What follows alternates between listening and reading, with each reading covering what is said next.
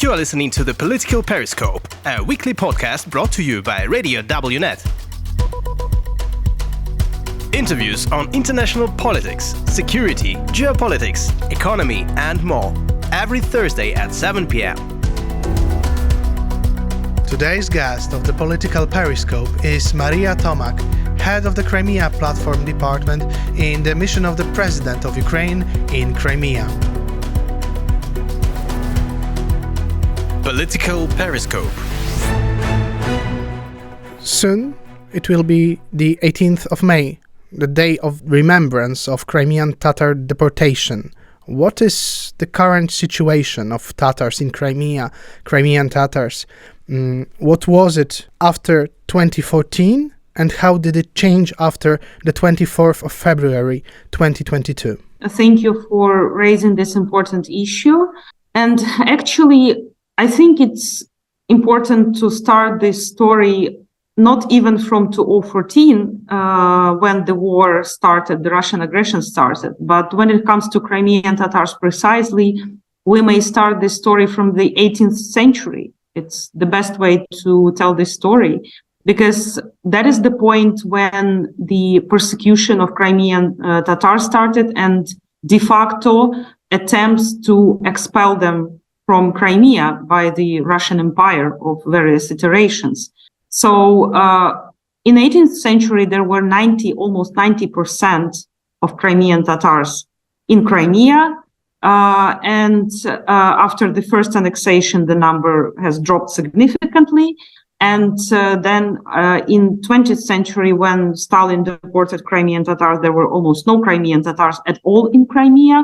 And when the Russian aggression against Ukraine started with the occupation of Crimea, there were 13% of Crimean Tatars in Crimea, and the majority of population in Crimea, as we all know, are Russians. Those people who were actually transferred to Crimea.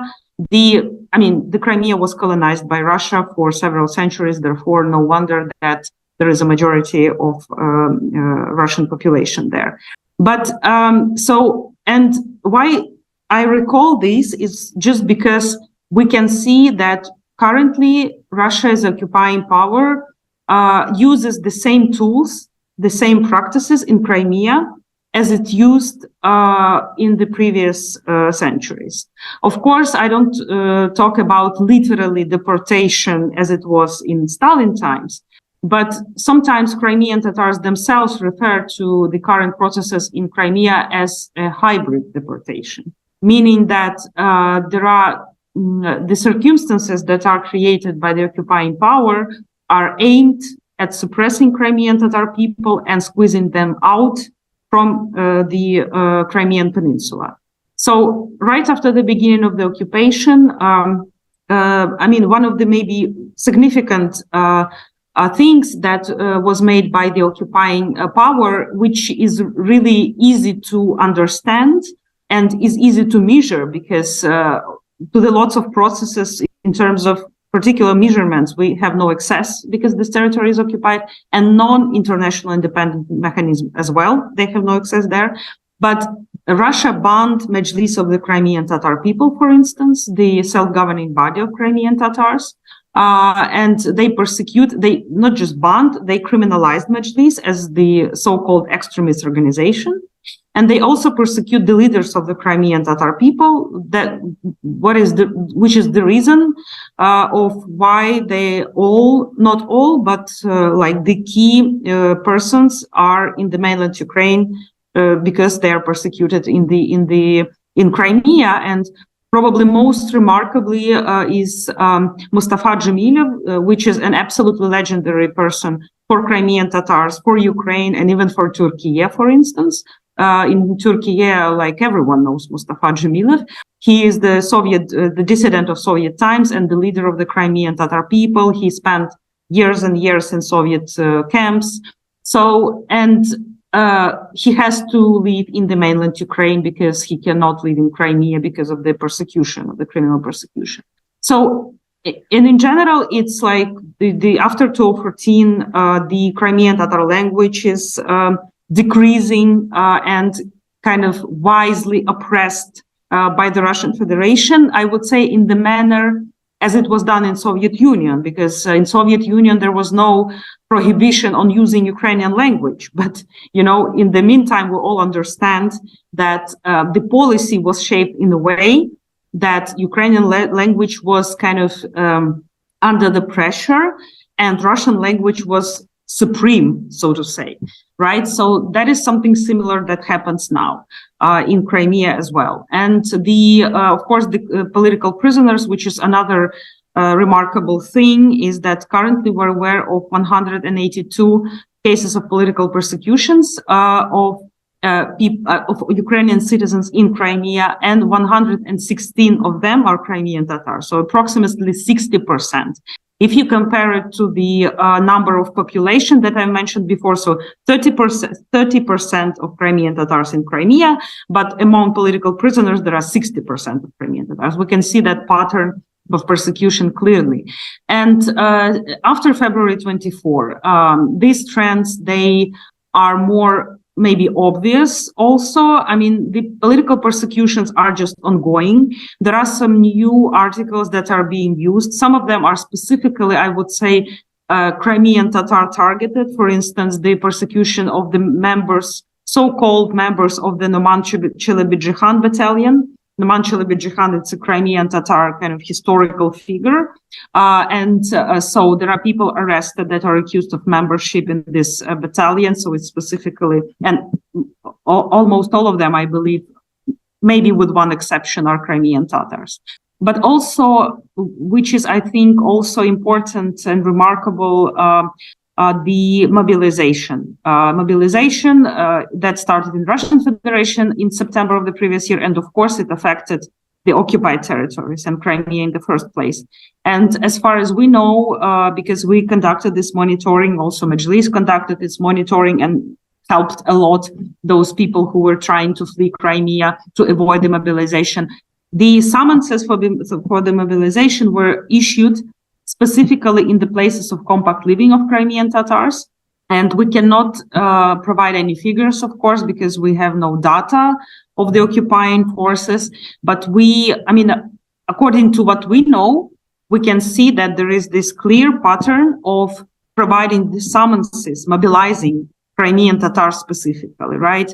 On the first hand, it's coincide with the policies of Russian Federation when they mobilize those people who, like, representatives of the ethnic republics of the Russian Federation, right? We hear a lot about Buryat people, about other like Chechen people, etc., who are often times accused of committing war crimes and crimes against humanity.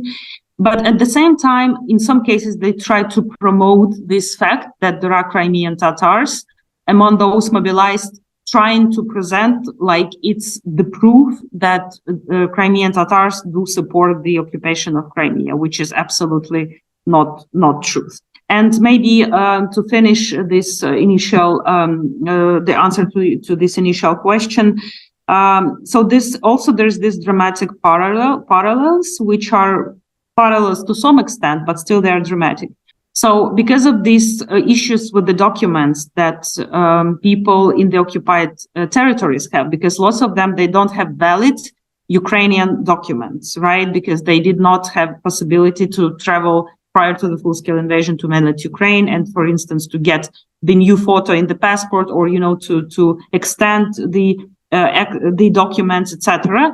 So they have to go to the places where they can come without having this valid Ukrainian documents, and they have to travel to Central Asia.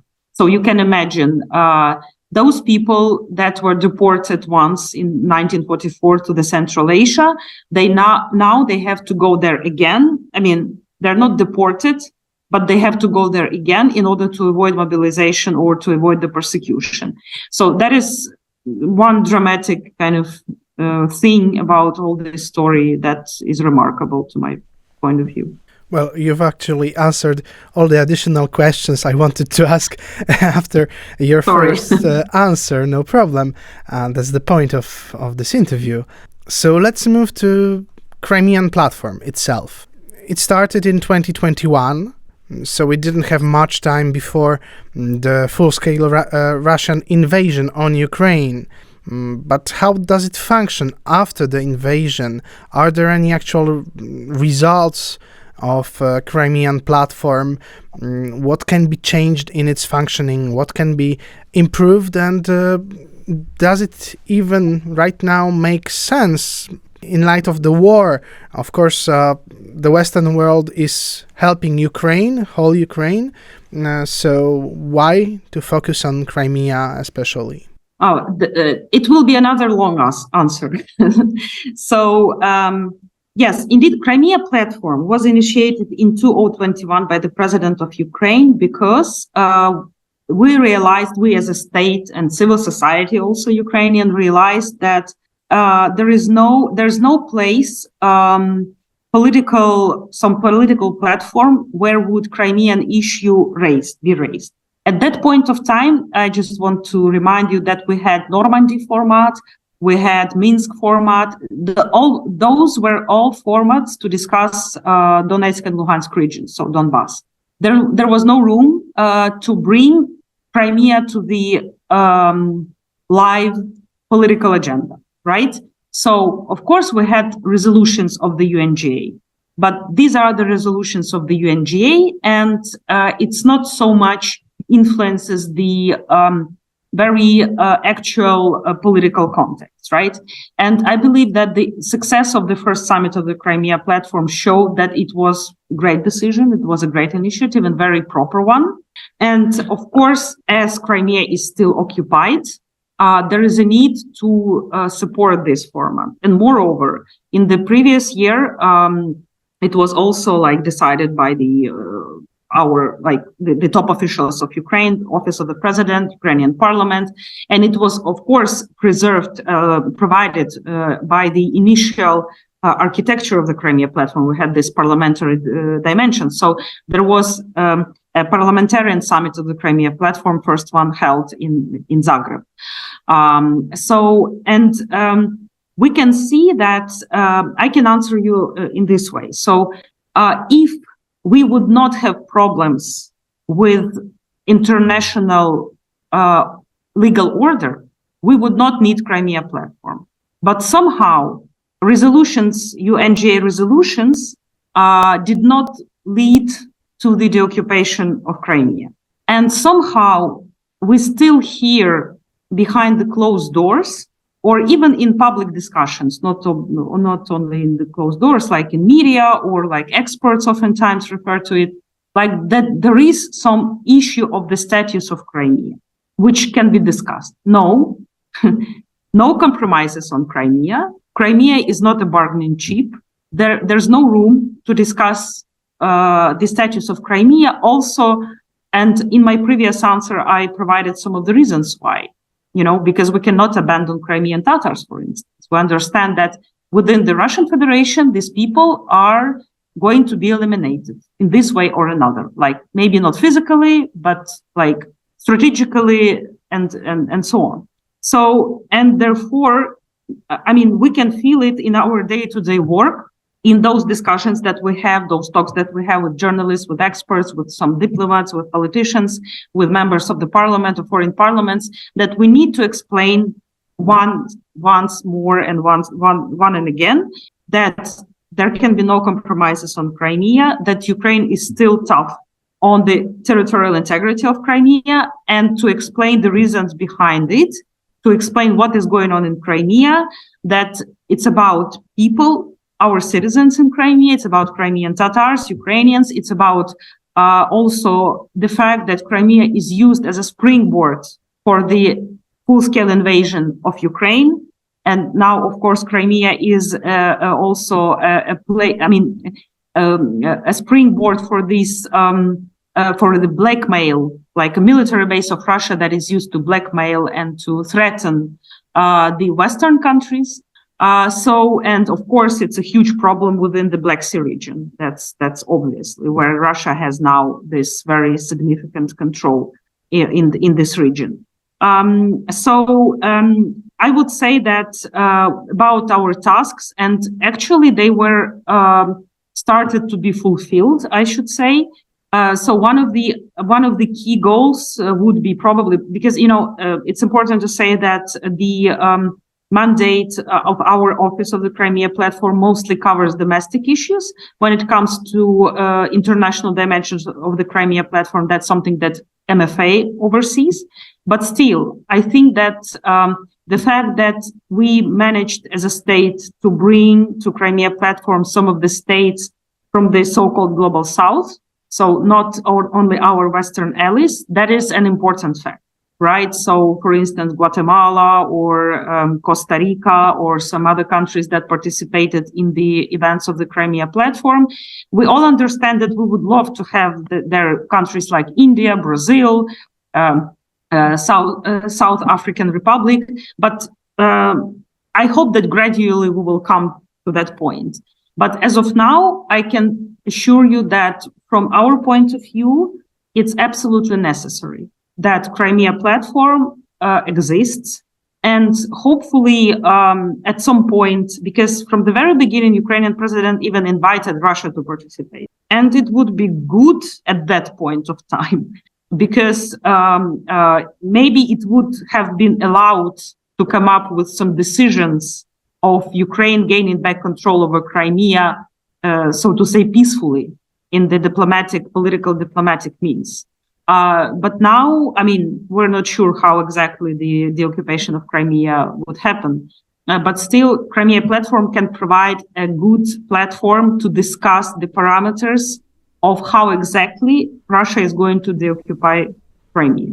Some people argue that Crimea was never indeed Ukrainian, that it was Tatar, that it was Russian, that Khrushchev gave it to Ukraine. What would you tell them? So it's a very important question. And unfortunately, it's not just about some people. It's about that narratives that exist in the minds of decision makers and that influence the political decisions. So that's the key problem for us.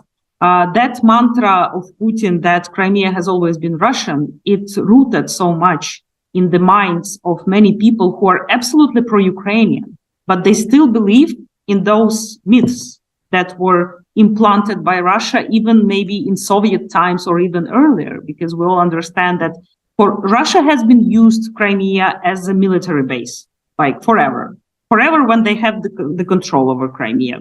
It wasn't forever.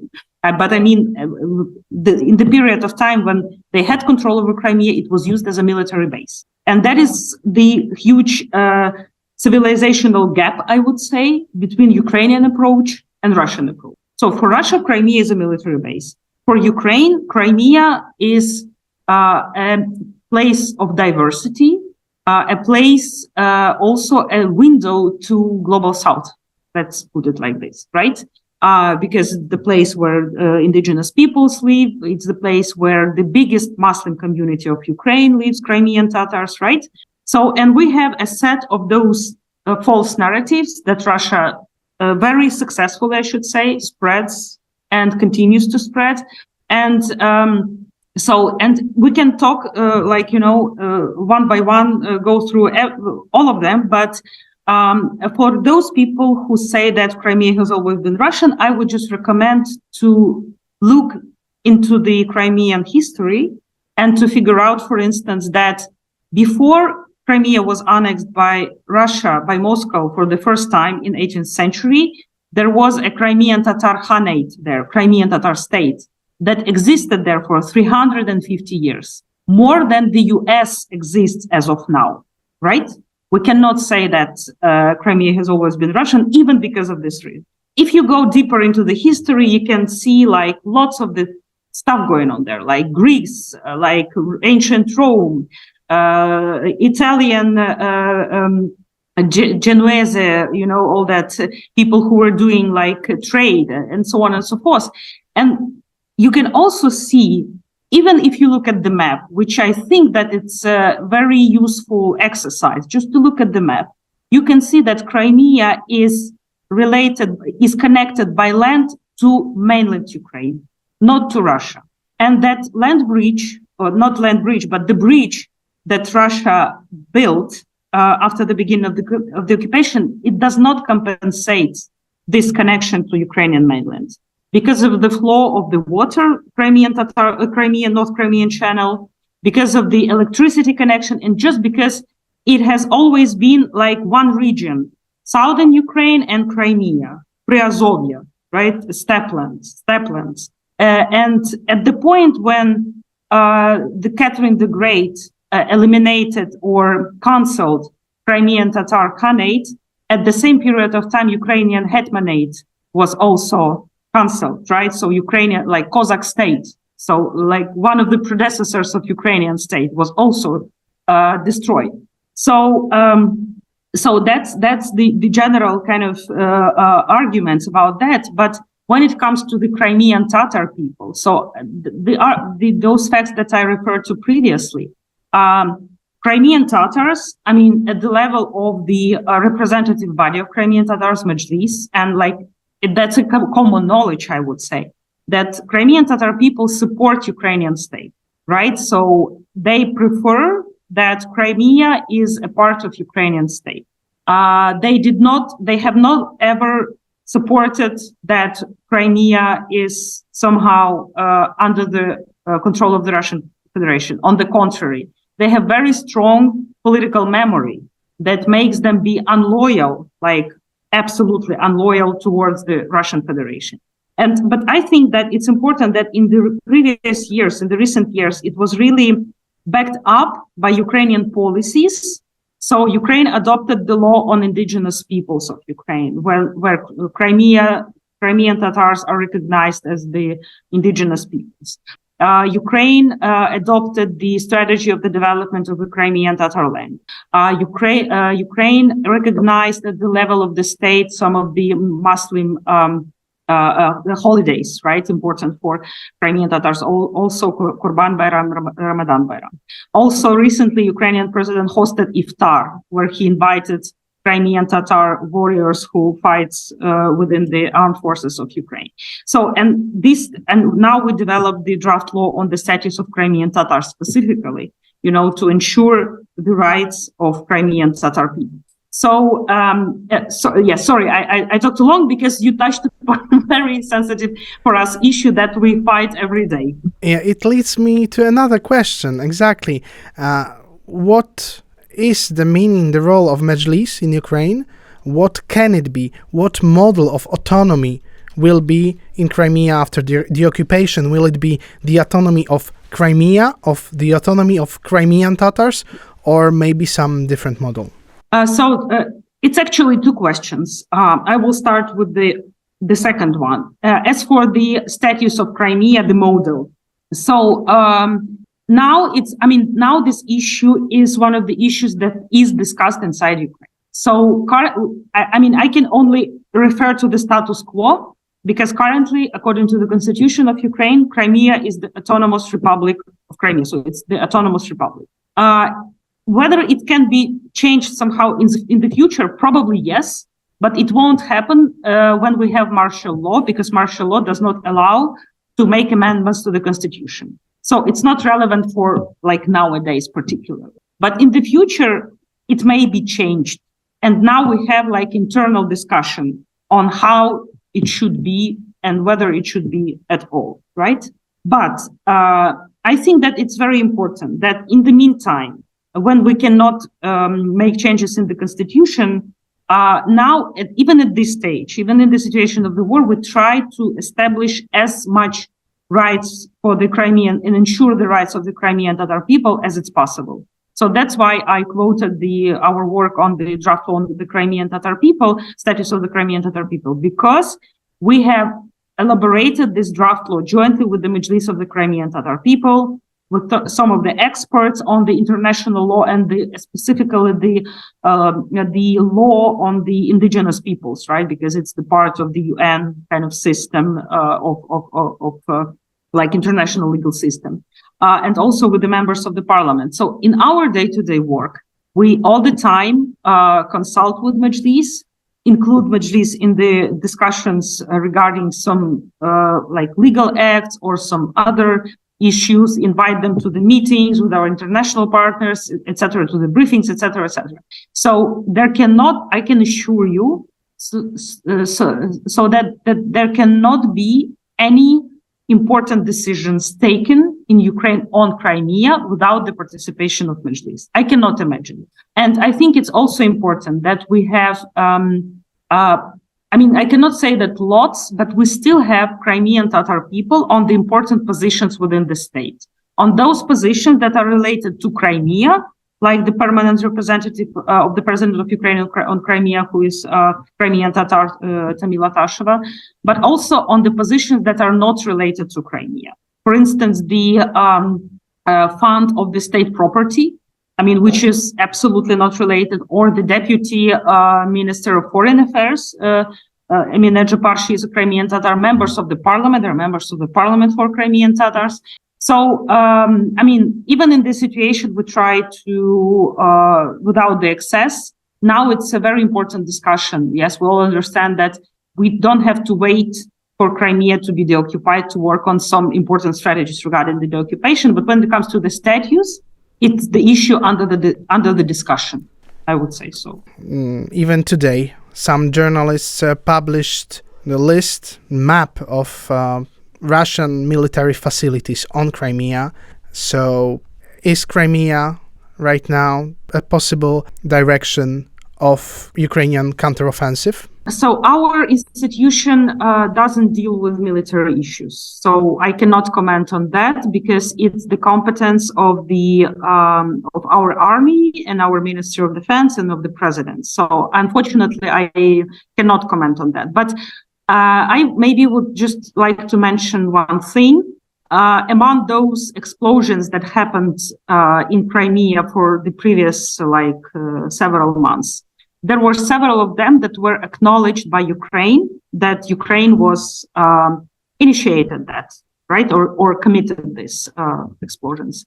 I would like just to point it out because a Russian president threatens everyone that he would use nuclear weapon once Russian territorial integrity is violated. But as you know, they also tried to join some of the other Ukrainian regions to Russian Federation, with this full-scale invasion. They pretended that Kherson region, Zaporizhia region is also belong to Russia, which does not make, and theoretically, and even legally, they should have been used nuclear weapon already because Ukraine targets these territories, of course, trying to liberate them. So, I think it's important also to not to follow this blackmail of Putin, because I think if we surrender to this blackmail, it can be even worse and further. I think it's pretty clear that Putin will not stop. So what Putin done after he occupied Crimea, he turned it into a military base. And he tried to go further. That will happen next also. So he will not be satisfied. He will turn that territories again into the springboard and will attack again other territories. And he will do that again and again and again. So I just would like to say that it's an illusion that any compromises on Crimea, if Ukraine will not kind of liberate Crimea, that would lead to a peace. It's not true. It's a huge manipulation or misleading thinking, even on behalf of those people who wish peace, who wish Ukraine all the best, or who even wish that Ukraine gets the victory. They somehow think they fall into this trap. So if Crimea is not liberated, there will be no peace. That's for sure. Thank you very much. Thank you. This was The Political Periscope. The podcast is released every Thursday at 7 p.m.